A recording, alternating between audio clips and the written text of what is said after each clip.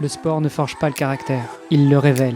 C'est cette conviction, ce mantra qui m'anime depuis des décennies, sur les terrains d'entraînement comme dans la vie. Et c'est aussi ce qui donne vie à ce podcast. Aller à la rencontre de celles et ceux qui, par leur parcours, leurs astuces et leur état d'esprit, nous montrent comment devenir triathlète, comment progresser et enfin comment performer en triathlon. Que nos invités soient des passionnés du dimanche, des amateurs éclairés ou des pros aguerris, chacun apporte sa pierre à l'édifice.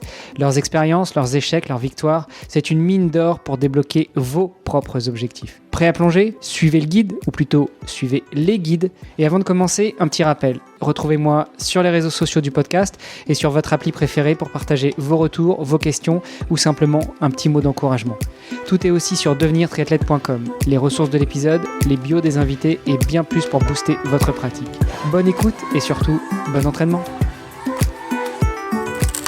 Salut les sportifs, c'est Armano et je suis très heureux de vous recevoir pour un nouvel épisode du podcast Devenir triathlète. Aujourd'hui, je donne la parole à un invité qui m'a contacté pour me féliciter pour le podcast. Et d'ailleurs, je remercie cet invité. Attends, bouge pas, j'arrive, je vais te tutoyer, mais c'est juste pour l'intro. Et tant qu'on en est à rire un peu, je vous invite à aller regarder l'enregistrement sur YouTube. Comme ça, vous pourrez voir le bel intérieur de mon invité du jour. Bref, la blague étant faite, je suis très heureux de tendre le micro à Nathan Picou. Salut Nathan. Salut Armano, salut à tous. Ça fait plaisir de pouvoir échanger avec toi, déjà parce que tu es un auditeur et tu me l'as signifié si gentiment, je t'en remercie. Surtout que c'était le message d'introduction. Merci pour le podcast, continuez ce que vous faites, alors j'ai adoré.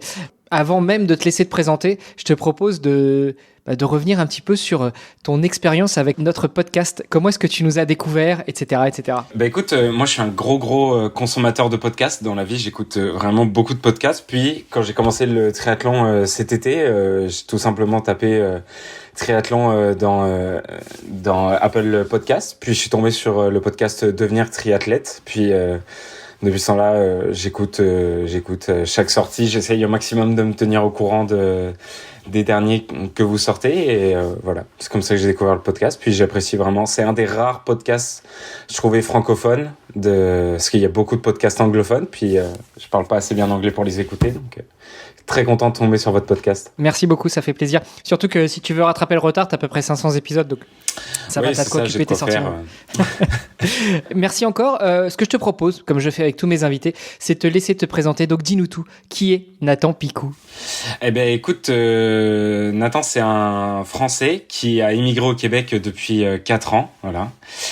Ancien joueur de football de haut niveau. Alors de haut niveau, je pense que j'en avais le titre quand j'étais en sport-études en France, au Pôle Espoir à Bordeaux. Donc j'étais au Krebs à Bordeaux. Et après, j'ai été recruté pour venir jouer au football ici au Québec pendant 2 ans pour une équipe qui s'appelait les Vulcains, enfin qui s'appelle toujours d'ailleurs, les Vulcains de Victoriaville. Puis je suis rentré à l'université et depuis voilà. Quand tu dis joueur de foot, c'est joueur de soccer, de football américain, Non, joueur de football américain et du coup ici joueur de football canadien.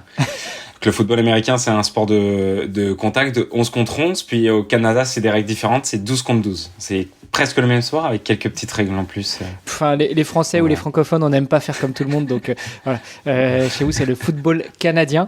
D'ailleurs, ouais, c'est ta 4e année. Je te demandais si c'était ton premier hiver, mais j'avais pas noté que ça faisait déjà 4 ans que tu y étais. Mais ça se sent un peu, pas forcément dans l'accent, mais dans tes expressions, on sent bien que c'est sûr, il doit y avoir des expressions. C'est obligatoire, des petites intonations de voix ou des.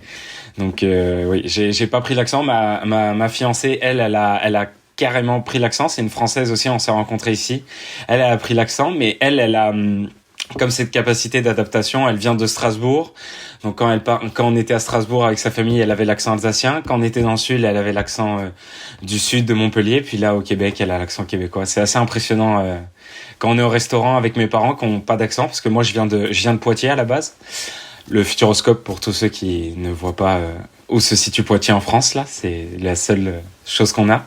Et quand je suis avec mes parents, on n'a comme pas d'accent dans cette région. Donc du coup, quand on est au restaurant, puis quand ils étaient au restaurant au Québec, elle parle avec mes parents sans accent, puis là d'un coup le serveur arrive, puis là elle parle avec le serveur avec l'accent québécois. C'est assez impressionnant.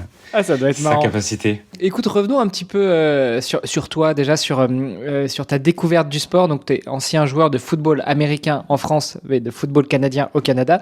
Comment est-ce que tu découvres le sport, et plus spécifiquement ce sport du football US? Je l'ai découvert très tôt, à l'école primaire. Je pense j'avais un de mes meilleurs amis à l'école primaire qui écoutait un manga qui s'appelle Shield 21. Donc c'est un manga avec des joueurs de football américain qui ont des super pouvoirs. Ensuite de ça, j'ai perdu totalement contact avec ce sport jusqu'à ce que au collège, je décide de changer de sport. Je faisais du badminton, vraiment l'opposé complet. Puis il y avait quelqu'un dans mon collège qui jouait au football américain. Puis je l'ai contacté sur Facebook. Je lui ai dit je voudrais venir faire un entraînement. Puis je suis arrivé au club des Dragons de Poitiers.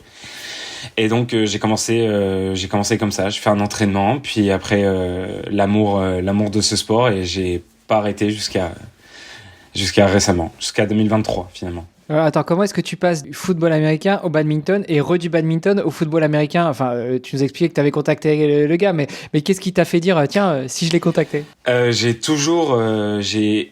énormément changé de sport en fait. Quand j'étais plus jeune, je suis jamais resté très longtemps spécialiste d'un sport. Et en fait, je sais pas, j'avais envie de changement. Puis j'ai vu qu'il y avait quelqu'un dans mon collège qui faisait du football américain. J'étais super intrigué. Puis en même temps, je trouvais ça très cool. Un sport américain avec un casque, des épaulières. Puis voilà. C'est comme ça que je suis tombé dans ce sport. Sport d'ailleurs pas ultra développé en France. Alors il y a quelques clubs, mais c'est pas. De plus en plus, ouais. Quand je l'ai fait, c'était encore moins développé que maintenant, c'est sûr. Puis, mais ça commence à c'est un sport qui vise à être connu de plus en plus. Faut en parler, mais c'est ça. Faut le connaître un petit peu, mais il y a de plus en plus d'influenceurs, etc., qui parlent de plus en plus de choses sur les réseaux sociaux, qui font en sorte que ce sport se développe. Puis le flag maintenant, c'est comme une autre variante de ce sport. C'est rendu un sport olympique maintenant, donc ça va peut-être aider à développer un peu plus l'image du sport. Ouais, moins de contact, moins de violence. Ouais, peut-être. Moins sexy. Non, je déconne. Par rapport à ça, est-ce que c'est un sport qu'on peut pratiquer sur le long terme? Parce que au-delà du contact, ça reste quand même un sport super exigeant aussi, parce que comme le rugby, comme le foot, c'est assez intensif. Donc à 15-20 ans, c'est pas mal. À 30 ou 40, ça doit commencer à tirer, non? C'est sûr que ça peut pas durer toute la vie, le foot. Ça, c'est sûr. Puis c'est quelque chose que on te répète quand tu commences. On te répète quand t'es en sport-études qu'il faut avoir un diplôme, que c'est important l'école, puis tu le comprends pas parce que t'es jeune et tu te dis que tu veux absolument jouer, pas forcément professionnel, parce que moi je savais que j'avais pas le niveau pour être professionnel, mais je veux aller le plus loin possible. Et en fait, plus t'avances en fait, et plus tu te rends compte que à tout moment ça peut s'arrêter, un mauvais contact, un genou qui saute. Moi je me suis brisé une clavicule quand je suis arrivé au Canada. Je suis très chanceux. J'ai pas eu de grosses blessures. J'ai eu 2 fissures sur une vertèbre dans le dos, quand même assez solide. Mais je me suis très bien rétabli de ça. Puis après mon autre blessure, j'ai eu une clavicule qui s'est brisée au Canada. Mais sinon, des petites entorses aux doigts, des choses comme ça. Mais j'ai plein d'amis qui se sont fait malheureusement les ligaments croisés, beaucoup de commotions.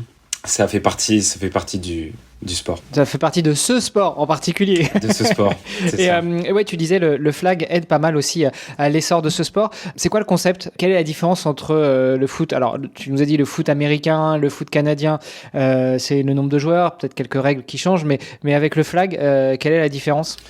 Le flag, c'est quand même le même sport, sauf que il y aura pas de contact.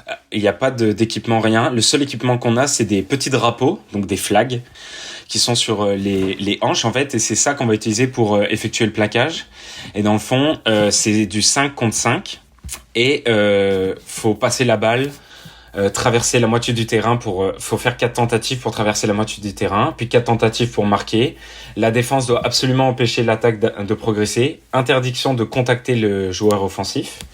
Donc faut soit jouer la balle, être sûr à 100% de toucher que la balle, ou déflaguer la personne. Et dans le fond, c'est essentiellement les mêmes choses, les mêmes concepts, on va dire, sur un terrain plus petit. Puis voilà, c'est un sport sans contact qui attire du coup de plus en plus les gens. Il y a une équipe de France féminine, il y avait les championnats d'Europe. Alors je suis pas un expert, mais je crois qu'on a fini 3 et 4e, filles et garçons, je me souviens plus exactement des places, mais il y a des très bons athlètes en France, on peut rivaliser avec les autres nations. Ouais. Intéressant. Écoute, allez voir, chers auditrices, chers auditeurs, peut-être que ça peut vous ouvrir les chakras à d'autres sports. Bon, après, on est quand même là pour parler triathlon.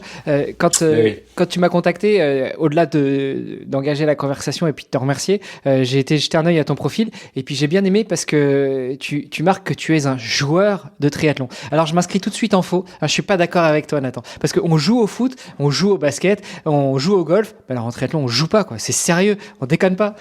Ah, je comprends. Mais en plus, moi qui veux être enseignant au primaire, donc je sais très bien que c'est une faute là de français, mais non, je trouvais ça drôle parce qu'en fait, pendant une grande partie de ma vie, j'ai fait des sports d'équipe. Donc pour moi, là, changer de sport, je trouvais ça. Je me trouvais un peu plus drôle que les autres à mettre que j'étais un joueur de triathlon. Puis en fait, moi, ça m'amuse vraiment cette pratique. Genre, je m'amuse vraiment réellement à faire du triathlon. Bien sûr, j'ai envie de gagner, j'ai envie de faire des performances, etc. Mais je m'amuse vraiment. Donc, joueur de triathlon, je trouvais ça bien drôle. Peut-être que tu peux nous raconter à quand remonte ton premier jeu en triathlon. Comment est-ce que tu as découvert le triathlon? Surtout que tu nous as dit que tu jouais au football canadien jusqu'en 2023. Il s'est passé quoi entre 2023 et fin 2025? Eh ben, en fait, mon premier contact, ça remonte à quand j'ai commencé le foot américain. En fait, à un moment donné, j'ai voulu arrêter parce que j'ai écouté le reportage sur Canal+ de Vincent Louis. Et j'ai trouvé que ce mec était incroyable. Donc, du coup, je voulais absolument arrêter. Et mon père m'a dit non parce que mon père, justement, il trouvait ça dommage que j'arrête, que je commence plein de sports, puis pas que je me spécialise. Donc, finalement, il a bien fait. Ça a complètement changé ma vie de rester et de continuer dans le foot. Donc mon premier contact avec le triathlon, c'était Vincent Louis et la découverte du coup plus tard des reportages sur le triathlon, le Norseman, etc. J'ai comme un peu laissé ça de côté. Puis là, cet été, ma fiancée, elle voulait absolument s'acheter un vélo. Et donc je lui ai acheté un vélo pour son anniversaire. Et après, je me suis dit je vais aussi m'acheter un vélo parce que comme ça on pourra aller à vélo, etc. Puis en discutant avec des amis, j'ai dit je fais plus trop de musculation, d'haltérophilie. Je faisais de l'haltérophilie quand j'ai arrêté le foot. Et du coup, mon ami a fait « Ah ouais, tu cours, tu fais du vélo. Ah, tu vas t'inscrire à un triathlon ?» Non, pas spécialement. Et en fait, le soir même, je trouvais qu'il y avait un triathlon dans un mois. Donc en fait, je lui ai envoyé un message. Je lui ai dit « Écoute, si t'es chaud, il y a un triathlon qu'on peut faire par équipe, un S. T'es chaud, on s'inscrit. » Et on s'est inscrit direct. J'ai fait mon premier triathlon S en équipe en juin, je crois. Et du coup, après, j'étais parti dans ma pratique du triathlon, à courir, faire du vélo, nager. C'est comme ça. Ouais, c'est tout récent parce que là, on enregistre, on est mi-octobre. Donc, tu as commencé en juin. Ça fait même pas 6 mois que tu joues au triathlon. Exact. Profitons-en. On est sur le podcast Devenir triathlète. L'idée, c'est d'évangéliser sur la pratique du triathlon et puis notamment de poser tout un tas de questions aux amateurs, aux néo-triathlètes, amateurs au sens noble du terme, comme j'aime souvent à le dire et à le répéter. Comment, donc toi, tu découvres le triathlon en t'inscrivant à ce triathlon S par équipe avec ton pote. Est-ce que c'est vous faites tous les deux ou tous les trois, enfin toute l'équipe fait tout le triathlon et après il y a un classement par équipe, ou est-ce qu'il y en a un qui nage, l'autre qui roule et l'autre qui court? Le triathlon par équipe, on peut le faire, faut être 2 minimum, du coup une équipe, et faut que on s'attribue des stations. Donc nous on a décidé d'être 3, donc moi, mon ami et sa conjointe aussi. Et donc on s'est chacun réparti des stations. Donc moi j'ai direct dit que je voulais faire de la natation. Donc ça, ils étaient bien contents. J'ai entendu dans d'autres podcasts, la plupart des triathlètes ils aiment pas nager. Moi ça me dérange vraiment pas, j'aime vraiment ça nager. Donc là ça a réglé le problème. Mon ami garçon a fait la partie vélo, puis sa conjointe, mon ami fille, a fait du coup la course à pied. Donc en fait on se passait la puce. Il y a une puce qu'on se passait à chaque station, donc c'était parfait. Puis après, effectivement, on additionnait les temps on additionnait les temps. Okay. Et pas trop dur pour toi de passer la puce plutôt que d'aller chercher la puce ou le ballon, parce que d'habitude t'es plutôt habitué à aller au contact pour chercher et pas pour donner. Non, c'est ça. Non, ça s'est très très bien passé.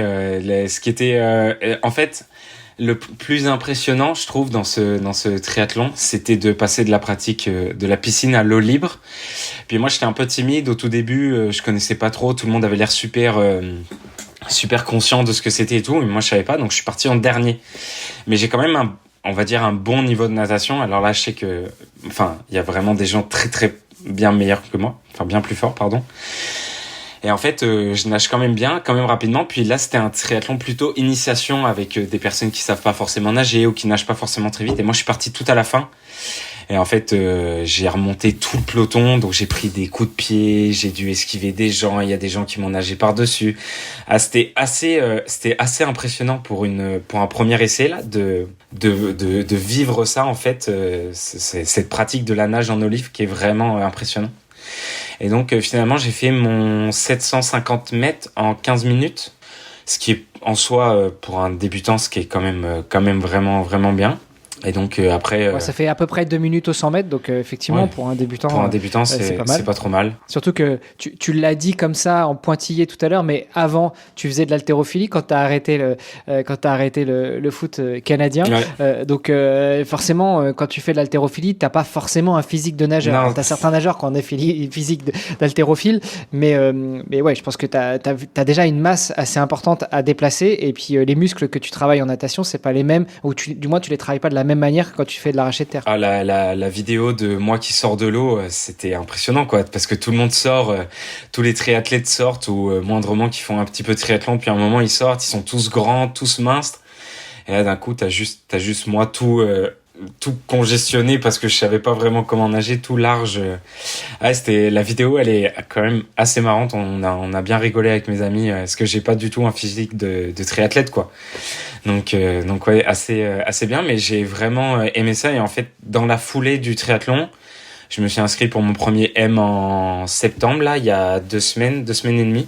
C'était attends, avant parti. qu'on arrive sur le M, donc là tu fais ton premier triathlon en relais, donc toi tu fais juste la partie natation, tu passes le relais à tes amis qui eux finissent. Au-delà du classement, on s'en fiche un peu, mais c'est surtout moi ce premier jour, cette première expérience, qu'est-ce qui se passe? Est-ce que c'est le moment où effectivement tu sors de l'eau, tu te dis tout congestionné, un petit peu déstabilisé, je pense, parce que quand t'as pas l'habitude de faire 750 mètres dans l'eau, voilà, toi t'as plutôt l'habitude soit d'arracher, soit de plaquer, hein, et donc qu'est-ce qui se passe? Est-ce que c'est ce moment où tu te dis « Ah, punaise, c'était génial, l'ambiance était top, les gars, même si ça a l'air d'être des bêtes d'entraînement, ils ont l'air sympas, ils ont l'air cool, ils ont l'air balèzes, etc. » Ou c'est le moment où t'es dégoûté et tu te dis « Ah, faites plus jamais. » En fait, je pense que j'étais déjà inscrit à mon triathlon M pendant que je nageais, et pendant que je nageais, j'étais en train de me dire « C'est impossible que je fasse le double de nage et que après je dois faire le vélo et courir, parce qu'en fait comme c'était Reiki, je me suis dit c'est pas grave, je m'arrache au complet, je nage super vite, puis après les autres ils se débrouillent, mais moi je me donne à fond. Et en fait je suis en train de nager, de doubler, d'essayer d'esquiver des gens, et je me dis mais il va falloir que je fasse le double, et qu'il va falloir que je fasse du vélo pendant 40 bornes et de courir 10. Donc là, d'un coup, je me suis dit, ok, ça va être vraiment super dur. Et quand je passe le relais, après, je me change, et puis après, je vais encourager mes amis. Et j'ai trouvé que l'ambiance, elle était top. Tous les gens qui sont là pour encourager, même les autres participants, ils étaient super sympas. Enfin, je trouve que l'ambiance, elle était vraiment, vraiment super agréable, quoi. Parce qu'il y avait des gens qui avaient... ça allait de la petite madame de 60 ans qui était là juste pour se mettre en forme avec ses amis, au mec qui a vélo carbone, la roue pleine, le casque aéro, qui est là pour faire un chrono. Et en fait, je trouvais qu'il n'y avait pas vraiment de différence, à part dans le matériel là. Mais tout le monde encourageait les personnes de la même manière, que ce soit un VTT d'occasion ou un top vélo carbone. Je trouvais qu'il n'y avait pas de différence, et j'ai vraiment, vraiment aimé ça, quoi. Ah, c'est cool. Bon, il faut quand même se demander ce que vient faire un mec plus ou moins pro avec un super vélo carbone sur un triathlon découverte. Ouais, mais écoute, ça, why not? Peut-être que ce qu'on sait pas, c'est qu'il est là juste pour s'échauffer, et puis que l'après-midi ou le lendemain, il va faire le M ou le Je L. pense que c'était ça. Le lendemain, il y avait le L. Et d'ailleurs, il y a eu un truc assez fou, c'est que il faisait très chaud quand nous on l'a fait. Donc le samedi, mettons. Et le dimanche, il a fait la même chaleur pour le M et le L, je crois. Et ils ont décidé de raccourcir les distances en course à pied. Alors, je sais pas si c'est commun en France, de raccourcir Moi, j'ai trouvé ça assez impressionnant et j'ai trouvé ça même pas trop bien. De mon avis, c'est que en fait, c'est à toi et à toi seul de te gérer parce qu'en fait, le premier jour, il y en a 10, je pense qu'on fait comme une réaction à la chaleur ou des malaises, etc. Mais parce qu'en fait, je les voyais à la ligne d'arrivée, ils sprintaient et en fait, ils avaient aucune gestion de leur corps ou enfin, ils ont comme pas pris connaissance de en fait, quand il fait 38 degrés ou 35, je me souviens plus vraiment de la chaleur. Mais tu peux pas courir comme quand il fait 15 degrés quoi. Et en fait, je trouvais ça fou, c'est comme là on rentre il y avait les championnats du monde à Kona. Enfin, tu sais à Kona, c'est les championnats du monde, puis là c'était le petit triathlon de Magog à côté de Sherbrooke, mais tu peux pas raccourcir les distances parce qu'il fait chaud, ça fait partie du jeu quoi. Donc je trouvais ça. Ouais, je suis assez d'accord avec toi. Pour la petite anecdote, en 2019, je crois, donc l'année avant le Covid, j'ai accompagné un copain qui faisait l'Ironman de Francfort et c'était le même week-end que l'Ironman de Nice. Donc le même week-end, t'en as un en Allemagne et l'autre à Nice. Il se trouve que cette année-là, c'était la canicule au même moment, au même endroit, dans 2 endroits différents et ça m'a fait tilter cette adaptation des organisateurs. En Allemagne, le parcours de course à pied qui est normalement plus exposé au soleil et à la chaleur, ils ont décidé non pas de le raccourcir, mais de le détourner et de le faire passer plutôt sur les quais, plutôt à l'ombre et de pas mal arroser les compétiteurs. À Nice, pour une question réglementaire, ils ont décidé de raccourcir le parcours et de faire que 30 km de course à pied. Je suis d'accord avec toi. En fait, quand tu t'alignes sur un triathlon, alors à moins que tu aies une tempête de grêle, un ouragan ou autre, en fait, ça fait partie de l'entraînement, 100%. Ça fait partie de la pratique que de savoir gérer ton effort. Et puis, normalement, les services de secours sont là si jamais il y a quelqu'un qui prend un coup de chaud, qui fait une insolation ou autre. Je trouve dommage qu'effectivement, ce soit à l'organisateur de prendre ces responsabilités-là, qui sont pas forcément ses responsabilités à lui, mais qui sont les responsabilités qu'on lui impose au regard de, soi-disant, la réglementation ou le fait question de santé publique ou de sécurité des participants. Finalement, comme tu l'as dit, ce week-end, c'était Hawaï. On n'a pas demandé au soleil de se coucher plus tôt ou on n'a pas demandé aux nuages de venir et on n'a pas changé l'Ironman. Quand tu y vas en connaissance de cause. Si tu vas faire l'Ironman de Nice, tu sais que potentiellement il va faire chaud, tu sais que tu vas faire 90 km de montée, 90 km de descente, mais tu le sais, voilà, tu t'entraînes pour. Si tu fais un malaise, déjà il y a les secours qui sont là, et puis en fait, c'est parce que tu n'as pas bien préparé ta course. Mais bon, écoute, je suis assez d'accord. Les choses sont ainsi faites, mais je vois que le Canada, en tout cas la partie francophone du Canada, a l'air aussi bien équipée en termes de réglementation et de règles que la France. Mais ouais, du coup, toi, t'es resté le lendemain pour assister au M et OL et voir un petit peu l'expérience? Non, du tout. Je travaillais finalement. Je travaillais, donc je pouvais pas. Ah non, je travaillais pas, mais on avait des finales de flag. On avait des finales de flag le lendemain. Parce que je joue au flag aussi, du coup, pour compléter un peu, pour jouer avec mes amis, tout simplement, avoir un peu plus de fun. Donc en fait, j'ai fait mon premier triathlon, puis le lendemain, j'étais à des finales de flag. Donc non, j'ai pas pu rester, mais j'ai suivi un petit peu justement ce qui se passait. Je voulais voir les résultats, et donc j'ai vu qu'ils avaient décidé de raccourcir. Puis je dirais qu'on va dire 70% des gens dans les commentaires, ils comprenaient pas, parce qu'en fait toute l'année, mettons peut-être pas toute l'année, mais une grande partie de l'année, tu te prépares pour courir par exemple ton triathlon, puis surtout le 10 km, puis au final ça se transforme en 5. C'est pas les mêmes capacités qui sont requises, puis ça se trouve quelqu'un qui te bat sur un triathlon avec un 5 km, il t'aurait peut-être pas battu sur un 10 parce qu'il aurait pas tenu. Donc je trouvais ça en tout cas. C'est vrai que c'est assez commun de voir des épreuves de natation sur triathlon qui sont soit raccourcies, soit annulées, parce que là, c'est une question de sécurité globale de 100%. Tous les participants. Il y a de la brume, il y a de la grosse mer, enfin bref, il y a des risques sérieux pour les participants, mais en revanche, raccourcir l'épreuve de course à pied parce qu'il fait trop chaud, c'est pas non plus un entraînement régulier de 10 km tous les jours en plein cagnard et où on est sûr de perdre quelqu'un. Anyway, refermons la parenthèse, mais merci de l'avoir noté, parce que comme ça m'a permis aussi de donner mon avis sur le sujet, et puis n'hésitez pas, chers auditrices, chers auditeurs, tiens, pendant que j'y suis, si vous avez un avis là-dessus, n'hésitez pas à mettre un commentaire, que ce soit sur Apple Podcast, sur Spotify ou sur nos réseaux sociaux. Je serais intéressé de savoir un petit peu ce que chacune et chacun pense. Donc là, tu découvres ce premier triathlon sur le format S, que tu fais même pas en entier, finalement. Non, même on pas. rappelle, tu fais que la partie natation. Comment t'enclenches la suite, notamment avec la préparation de ce M en septembre? En fait, je pense que je m'étais déjà inscrit. Je pense que cet été, j'avais trop besoin de varier ce que je faisais parce que j'avais un petit marre j'en avais un petit peu marre de l'haltéro. Donc là, j'étais vachement plus dehors à aller courir, à juste accompagner ma fiancée sur ses sorties vélo, sur ses sorties courses. Et donc en fait, je me suis inscrit avec mes amis. Puis direct dans la foulée, en fait, je pense que je me suis inscrit dans mon M. Et du coup, quand j'ai fini mon triathlon S, là, j'ai continué ma préparation. Donc je suis pas trop nager. Parce qu'en fait, avoir accès à la piscine, j'allais nager à l'université ici. Et en fait, aller nager à l'université avec mes horaires de travail, c'était un peu compliqué.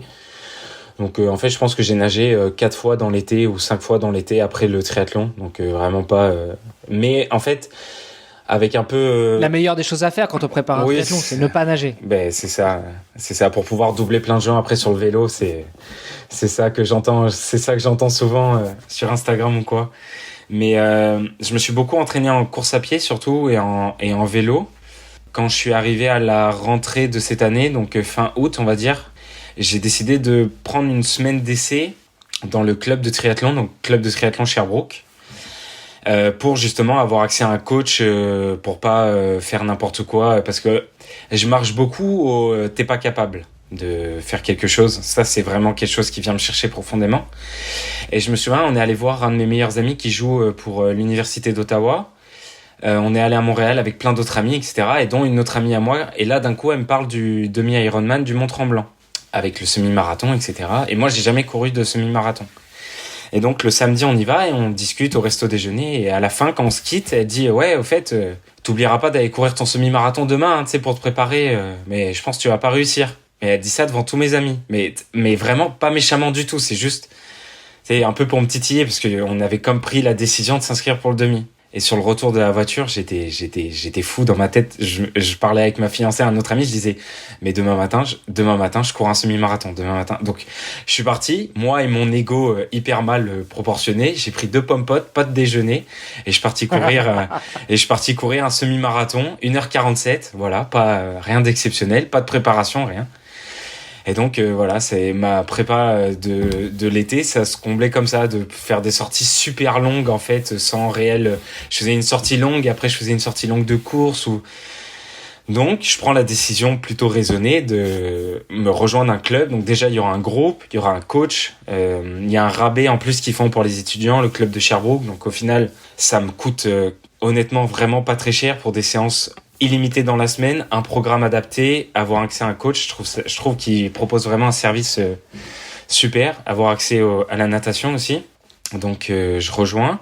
Et donc je m'entraîne. Et après je fais mon triathlon donc il y a 2 semaines et voilà, ça se passe bien. Donc là maintenant je suis en phase de off-season parce que je me prépare pour l'Ironman du Mont-Tremblant. Donc je me suis inscrit à l'Ironman du Mont-Tremblant en juin 2026.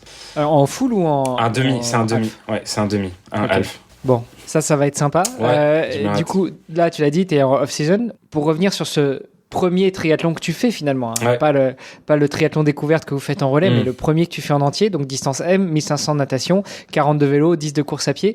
Comment ça se passe? T'es comment au départ? Au départ, je suis vraiment très très bien, mais tu vois que je t'ai pas préparé. Donc la veille, on prend parce que c'est à Montréal, c'est à 1 heure. Donc moi je fais mon sac, etc. Je pars, je récupère ma fiancée à mon travail, on part, on discute. Donc j'ai mis mon vélo, mes affaires dans ma voiture. On a pris un hôtel exprès pour arriver, pas se lever trop tôt quoi. Et une fois arrivé à Montréal, à 20 minutes de l'hôtel, on parle du vélo, etc. Et j'ai oublié mon casque. Donc là je pars, voilà. Donc, déjà j'ai pas pris mon casque. Heureusement que j'ai un ami à moi, son papa il m'a prêté un casque.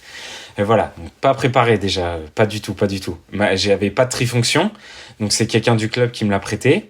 Donc et au final, je suis quand même hyper serein parce qu'en fait, je me dis en fait, peu importe le résultat que je fais, j'ai appris 1 semaine avant le triathlon en parlant avec un de mes coachs que la partie eau, elle était en piscine. Okay. Donc là, j'étais très perturbé parce que je me disais comment ça se passe, est-ce qu'on va devoir compter nos longueurs? Donc j'ai dû faire 30 allers-retours dans une piscine avec 4 autres participants.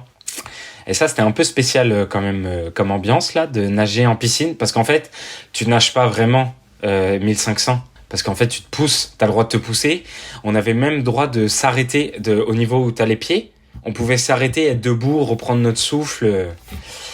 Je trouvais ça, moi personnellement, je l'ai pas fait. Je trouvais ça bien du coup justement pour les personnes qui avaient pas assez, mettons, confiance en leur capacité ou quoi. Ça rassure quand même plutôt que d'être en eau libre puis chercher son souffle ou.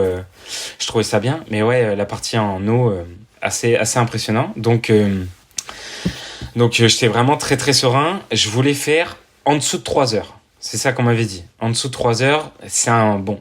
Donc je fais ma natation 28 minutes. Très très content. Très très content. Et j'étais dans la première vague. Et là je sors, tout content, je sors. Et je vois personne au parc à vélo. Personne. Je suis tout seul. Je comprends pas, je me dis que j'ai mal compté mes longueurs. Il y avait quand même quelqu'un pour compter les longueurs. Je me dis, je comprends pas. Et là, je vis du coup ma première transition. Donc moi, je me dis, ah parfait, je vais changer. Encore une fois, j'ai pas pris de petit-déj le matin. Parce que je sais pas comment m'alimenter. J'ai jamais testé. Et puis, dans le podcast, tous les invités ont toujours dit, ne teste jamais des trucs en course.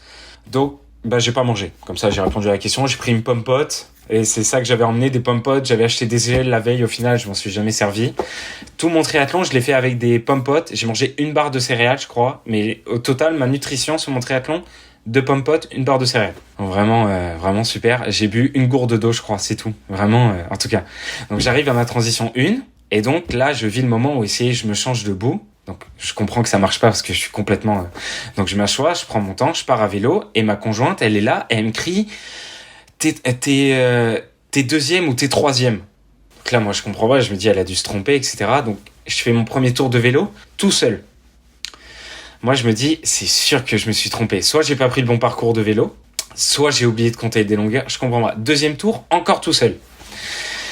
Donc je me dis, je vais profiter. Donc au final, le peloton commence à me rattraper parce qu'il y avait triathlon et duathlon en même temps. Ils avaient comme réussi à splitter les deux équipes, donc ça faisait quand même du monde. Hein.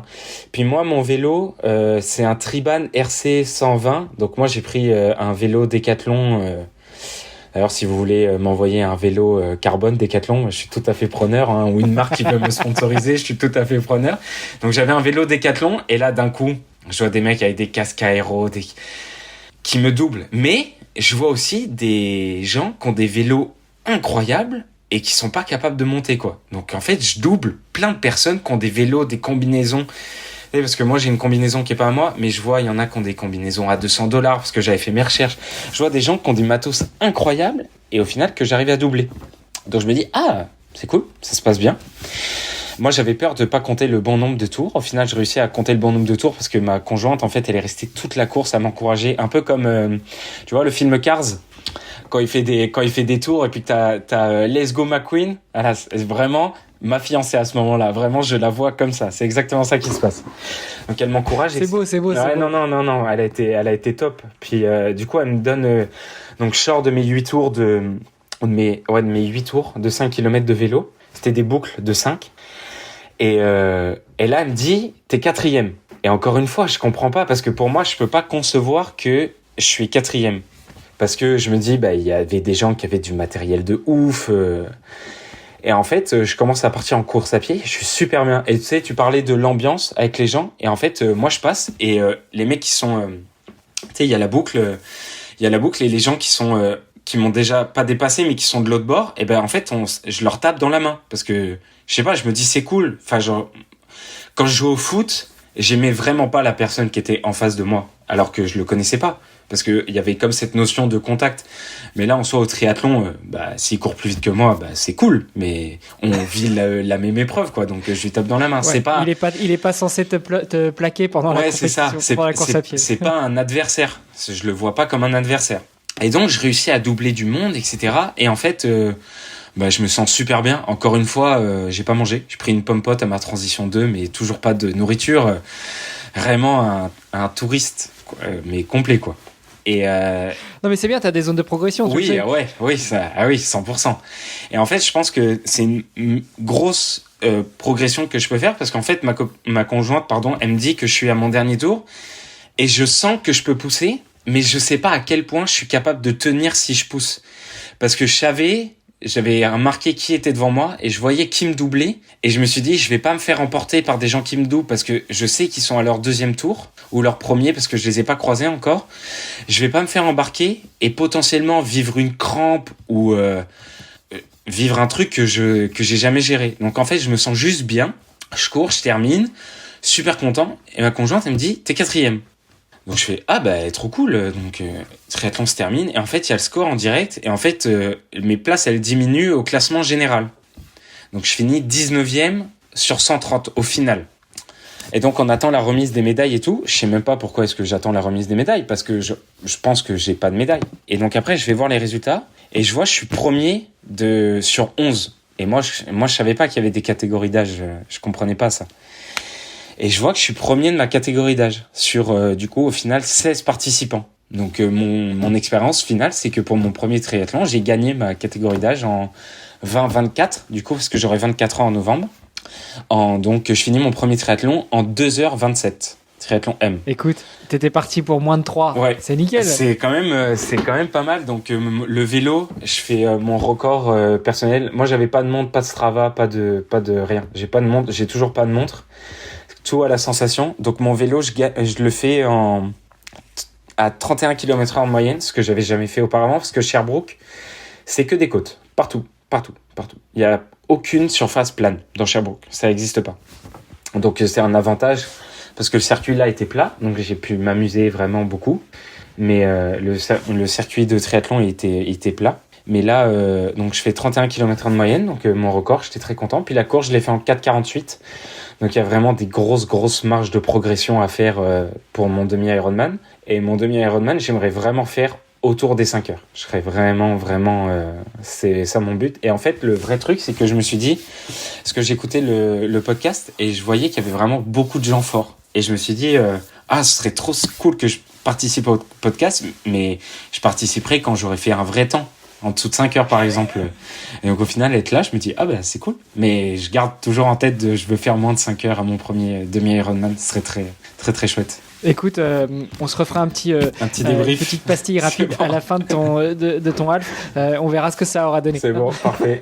Écoute, c'est super intéressant parce que tu nous racontes comment tu vis comment tu as vécu ta première course avec, comme on l'a dit pour déconner, mais plein de zones d'amélioration possibles.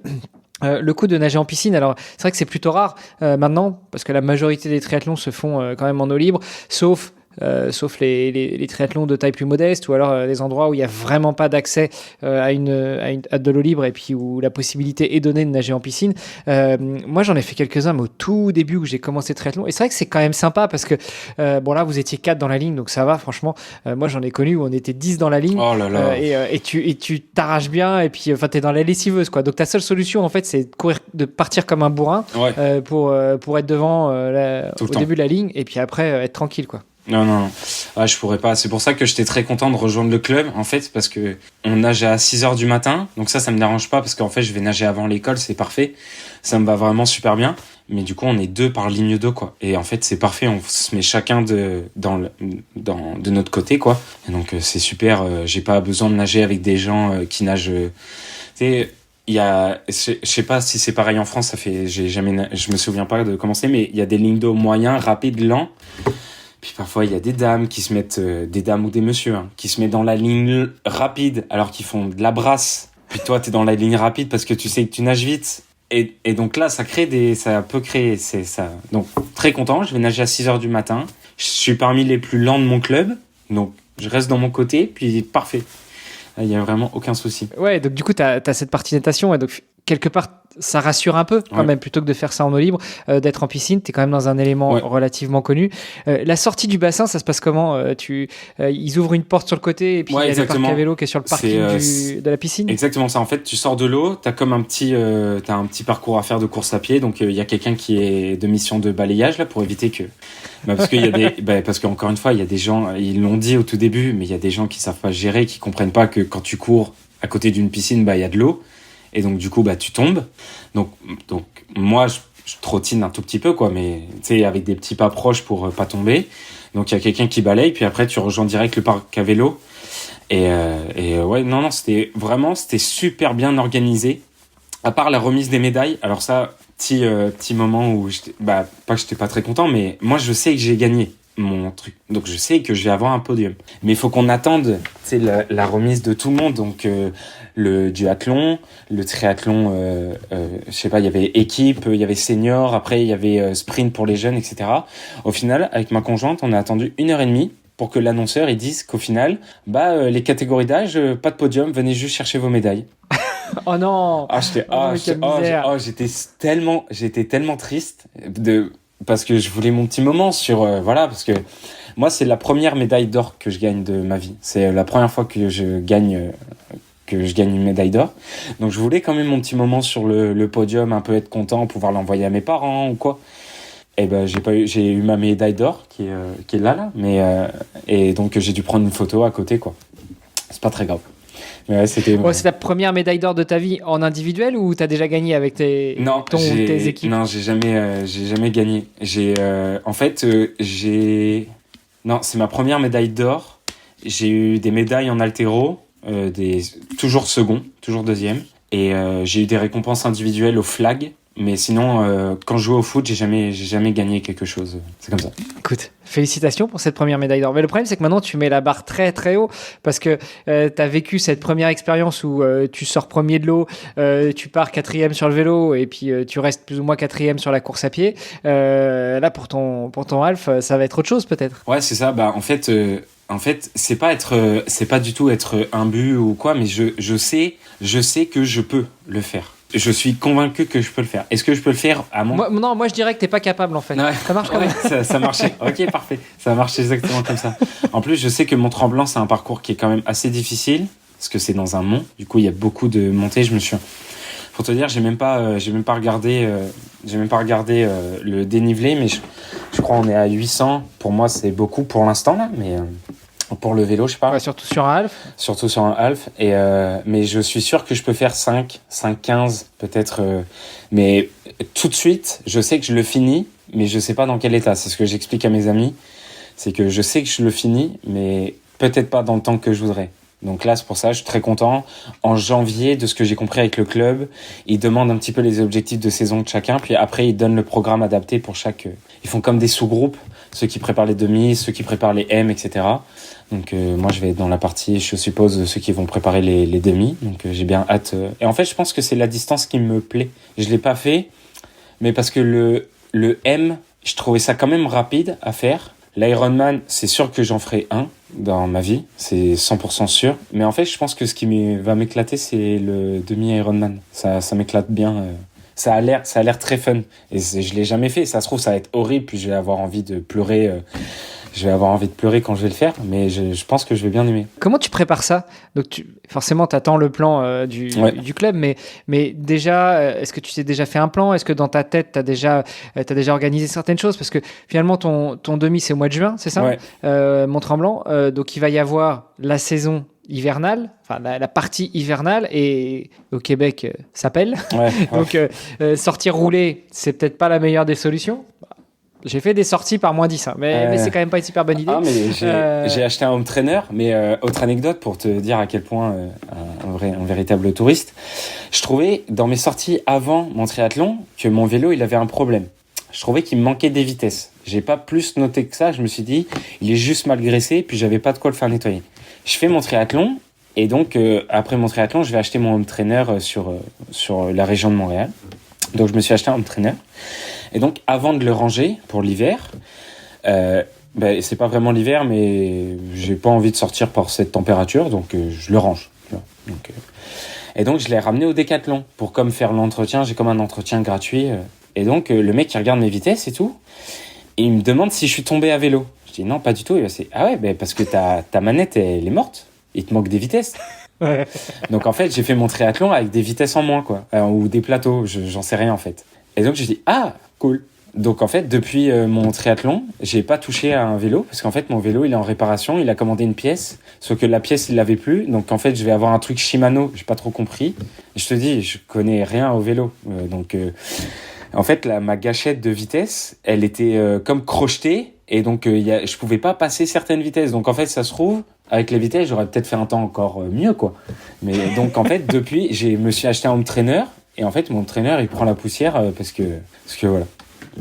T'as acheté quoi comme entraîneur? Un espèce de triangle là, sur lequel tu poses la roue arrière de ton vélo? Non. Je me suis acheté un vrai home trainer connecté. J'ai acheté un Harris, je sais pas quoi.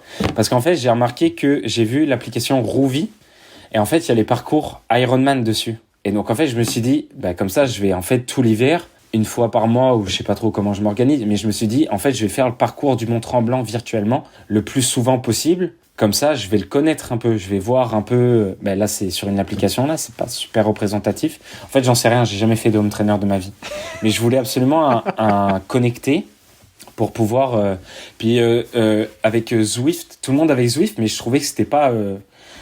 En fait, je voulais un truc. En fait, Rouvy, j'en sais rien. En fait, je trouve ça plus naturel. C'est les vrais parcours avec les vraies images. Zwift, ça fait un peu plus jeux vidéo. Puis celui à Decathlon, ça allait qu'à 600 watts. Et en fait, je savais pas. Donc en fait, pour le même prix, j'ai réussi à avoir, pour $400, j'ai réussi à avoir le Harris.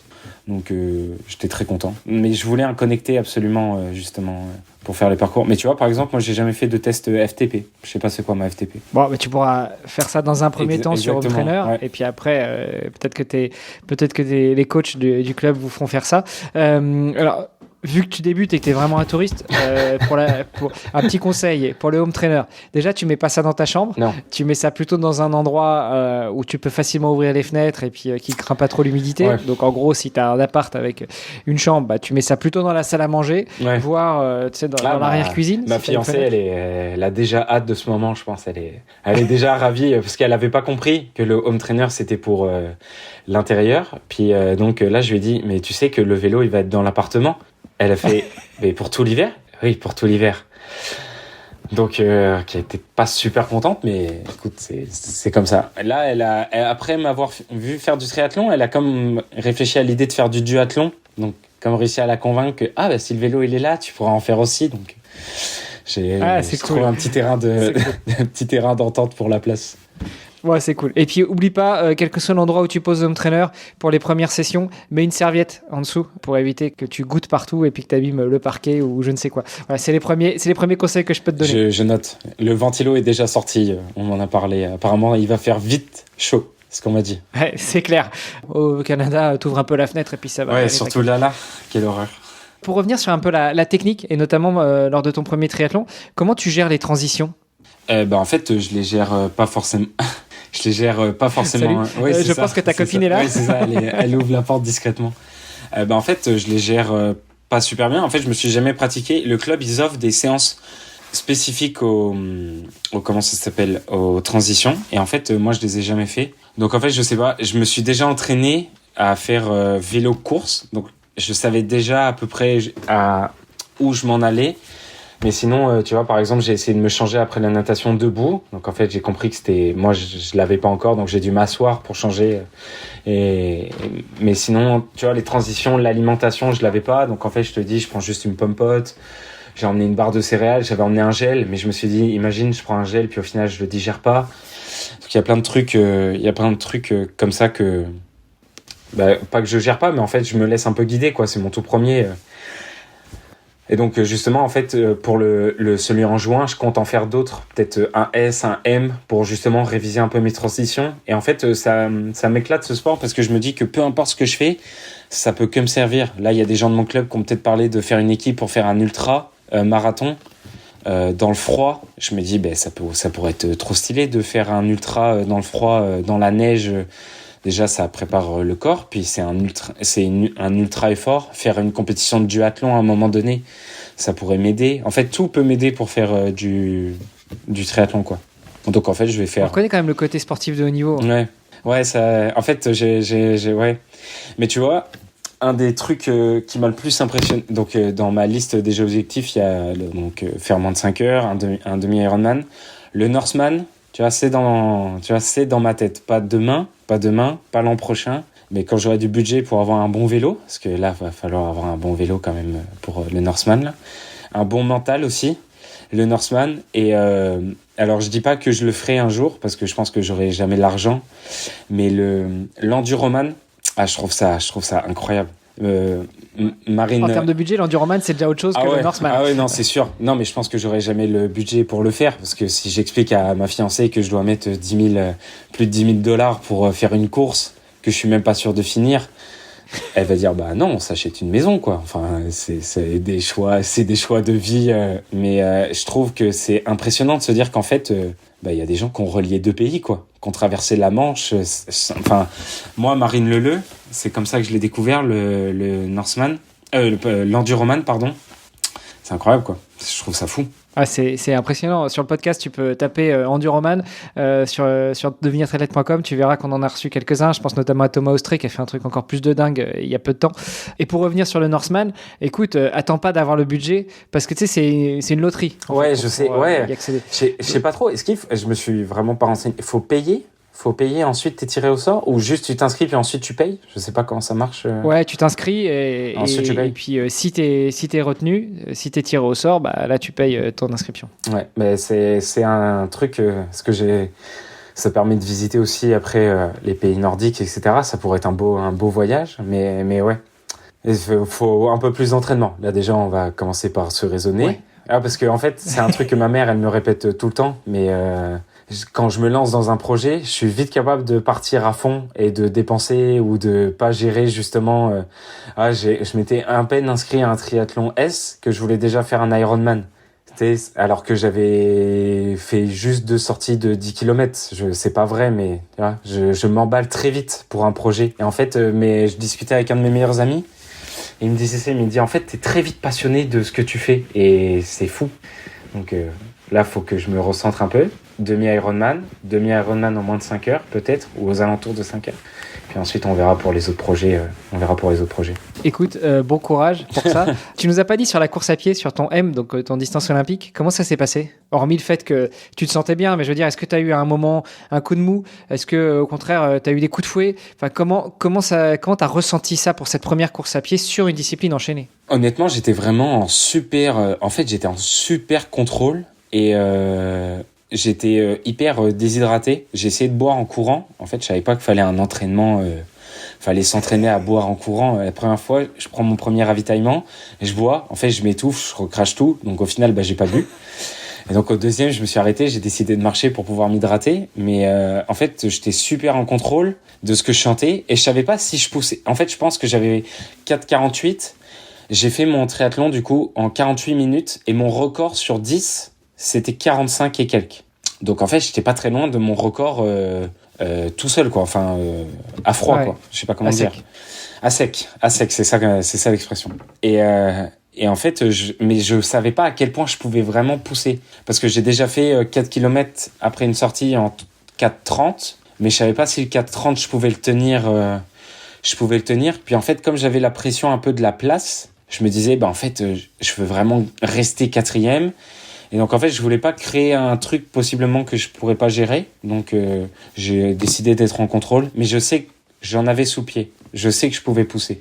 C'est intéressant ce que tu dis parce que notamment pour les auditeurs qui ont déjà fait un premier triathlon ou qui vont le faire et donc qui peuvent se poser cette question-là, c'est marrant parce qu'il y a plein de zones où tu pourrais évoluer. Tu l'as dit sur la nourriture, sur l'hydratation, sur les transitions. Tout ça, finalement, ça passe par l'entraînement. Tu t'entraînes à manger le matin, tu restes toujours sur le même petit déjeuner. Quand tu vas t'entraîner, tu t'essayes le week-end ou les matins où tu vas nager. Quand tu vas nager à 6 heures, tu t'essayes de bouffer. Alors, il y a des jours, ce sera difficile, mais en fait, tu vas t'entraîner, tu vas entraîner ton intestin, tu vas entraîner ton estomac et puis tu vas pouvoir continuer à t'alimenter avant une course. Et c'est surtout pour ça, en fait, qu'il va falloir que tu t'entraînes, c'est pour pouvoir manger avant la course et te sentir bien avant la course.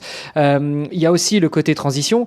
Comment ça se travaille? Tout simplement, soit avec le club, tu peux le faire, soit toi, quand tu t'entraînes tout seul, tu fais ta sortie longue de vélo, et puis à la fin de ta sortie longue, tu commences à te mettre quelques transitions. Donc, je sais pas, si tu as prévu de faire 50 bornes, t'en fais 40. Et puis sur les 10 derniers, tu fais 1 km de vélo, tu descends, tu mets tes chaussures, tu fais 500 mètres de course à pied, tu remontes sur le vélo, et tu fais ça 10 fois. Et donc, tu as fait tes 50 bornes, mais en faisant 40 km de sortie, et puis 10 km d'entraînement. Voire, tu te fais des séances spécifiques qu'à un moment, même là, pendant l'hiver, en fait, tu es sur ton home trainer, hop, tu descends de ton home trainer, tu enlèves tes chaussures de vélo, tu mets tes chaussures de course à pied, tu pars courir dans la neige pendant 1 kilomètre, et puis tu reviens, et puis tu vois, tu t'alternes. Et en fait, c'est pas clair. mal de pouvoir travailler ça, mais tout ça, ça va être que de l'entraînement, finalement, pour t'amener jusqu'à ton premier objectif. En revanche, il y a une chose que tu n'as pas besoin d'entraîner, et tu le dis très clairement, c'est tu sentais que tu en avais sous le pied, mais tu voulais pas mettre en péril la suite de ta compétition. Donc, stratégie de gestion de l'effort. Et c'est ça, la beauté du triathlon, c'est savoir gérer son effort. Ouais. C'est pas parce que tu es un super nageur que tu vas sortir ton 1500 en 15 minutes et puis qu'après, tu pourras plus monter sur le vélo parce que tu auras les bras détruits. Non, tu vas savoir gérer ton effort. Et toi, tu as su le gérer sur la partie course à pied où tu t'es dit, j'en ai sous le pied, mais soyons raisonnables et je vais donner ce que, pour l'instant, je pense raisonnable de donner. Écoute, je pense que c'est le meilleur conseil qu'on peut donner sur ce podcast, c'est rester en contrôle. Et si vous savez pas comment le faire, c'est ça qu'il faut entraîner. Mais toi, t'as pas besoin de l'entraîner parce que tu sais déjà le faire. Ouais, c'est ça, en fait, juste essayer de se connaître. Puis, en fait, je l'ai dit précédemment dans le podcast, je marche beaucoup à l'ego. Et en fait, ma première session d'entraînement au club, c'était une séance de course à pied. Et donc, moi, bien évidemment, je me mets dans le groupe des plus forts parce que je pense que je cours vite. Et je vois 2 personnes, en fait, je sais pas comment dire, au football américain, l'apparence, elle marche beaucoup. Si tu vois quelqu'un qui fait 1m80, qui est super musclé, généralement, tu te dis, il est super fort. Mais là, en course à pied, mes perceptions, elles sont pas bonnes. Parce qu'en fait, je vois des mecs qui ont pas un physique impressionnant, qui ressemblent pas vraiment à ce que moi, je pouvais concevoir et tout. Et je me dis, ah, c'est parfait. Écoute, eux, ils partent devant, c'est sûr que je les tiens. Et donc, en fait, je les suis sur le premier tour. Et là, je m'arrête. Au 2e tour, ils commencent à me décrocher. Et en fait, au 3e tour, j'ai fini bon dernier du premier groupe, à chercher ma respiration, à plus savoir comment respirer. Et donc, le concours d'ego, j'ai appelé mon père direct. J'ai dit, papa, ça marche pas, quoi. Genre, je peux pas. Je me suis fait complètement avoir. Et j'ai raconté ça à mes potes aussi. J'ai dit, ouais, j'ai voulu faire un concours d'ego. J'ai bien perdu. Puis ça m'a bien servi de leçon. Mais du coup, c'est parfait parce qu'en fait, ces mecs-là, ils me servent d'exemple. En fait, j'essaye de m'accrocher et du coup, je respecte. C'est vraiment un truc à pas faire. Je respecte pas du tout les zones d'entraînement allure 5 km. Ça marche pas. Je m'écoute pas. Est-ce que c'est bien?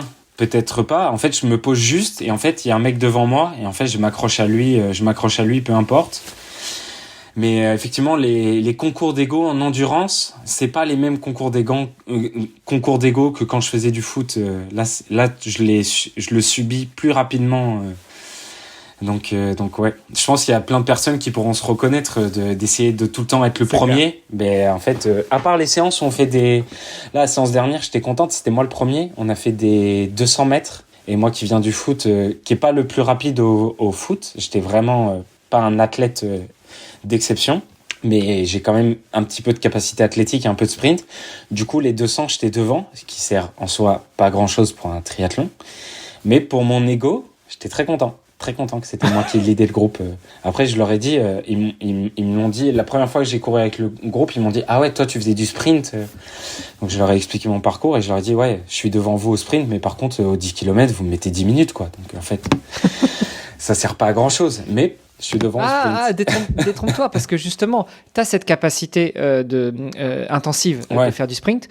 Donc ça, c'est quelque chose de moins que tu n'as pas à travailler. Oui. Il faut que tu l'entretiennes, mais tu n'as pas à le travailler. En revanche, toi, là où tu vas pouvoir progresser, sur la partie endurance. Ouais. Et c'est là où il va falloir peut-être que tu travailles seul, finalement, et pas que tu suives quelqu'un, parce que quelqu'un va t'entraîner.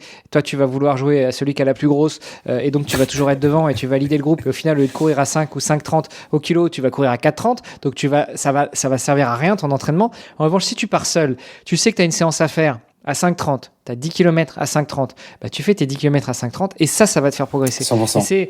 C'est l'un des conseils qu'on a pu entendre plusieurs fois dans le podcast, notamment avec Blaise Dubois, qui n'est pas très loin de chez toi au Canada, où finalement, travailler en endurance, quoi. Travailler l'endurance, t'as Denis Boucher aussi, qui est au Québec et qui parle beaucoup de ça. C'est courir lentement pour courir plus longtemps et plus vite. Ouais. Ça peut paraître complètement antinomique, mais si en fait plus tu vas courir lentement, plus tu vas habituer ton corps à avoir une consommation de l'énergie différente, et plus tu vas pouvoir courir longtemps, voire même vite. Et la vitesse que tu avais en sprint, tu vas pouvoir la reporter sur l'endurance, mais par contre, il va falloir quand même travailler l'endurance, et il va falloir que tu laisses ton ego sacrément de côté Oui, 100%. pour apprendre, comme disait mon ancien entraîneur, à décourir en fait, à courir beaucoup moins vite pour après que la vitesse revienne. Ouais, 100%. Mais c'est des choses sur lesquelles je travaille.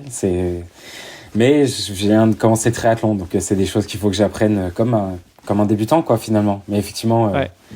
j'ai perdu quelques fois au concours d'ego quand je suis au club, là, parce qu'il y a vraiment des gens dans mon club qui sont vraiment impressionnants et qui n'ont pas des physiques très impressionnants. Mais en fait, en endurance, on n'a pas besoin d'avoir des physiques impressionnants, quoi. Et en fait, eux, ils m'impressionnent, mais c'est des bons exemples, c'est des bons modèles à suivre, ça c'est sûr, qui sont super sympas. En plus, c'est cool parce que en fait, il y a pas de. Moi, je suis en concours d'ego tout seul, moi dans mon coin, enfin moi dans ma petite personne que je suis. Mais en fait, les mecs qui courent, je sais pas, moins d'une 30 au semi-marathon, bah en fait, ils te disent bonjour. En fait, c'est ça que j'aime bien. Il y a aucune personne qui est imbue dans ce monde d'endurance. En fait, tout le monde, parce qu'en fait. J'ai l'impression que comme tout le monde vit la même galère que c'est de s'entraîner aux 3 sports toute l'année, en fait, tout le monde sait ce que vit tout le monde, quoi.